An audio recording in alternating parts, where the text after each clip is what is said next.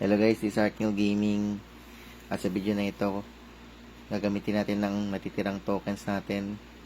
607 tokens na nakuha natin sa The Navigator event. At meron pa tong 14 hours and 43 minutes. Kailangan natin tong kunin bago pa tayo maubusan ng oras at makalimutan natin magsisipa tayo. So, 600 lang nakuha natin guys. So, mga choice natin ay limited skins lang ito. So, itong 6 na to.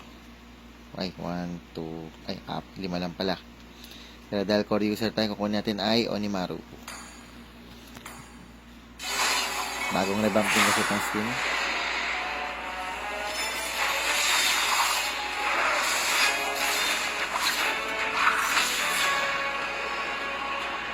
Onimaru, save my people from the demons. Skin na to, lalo yung first skill, ganda. 348 skin guys. So, thank you for watching. Ay, wait, kunin pa natin to. Saan na ba yun? Pindot. Pwede pa tayo kumuha ng candy. Yan, isang candy lang.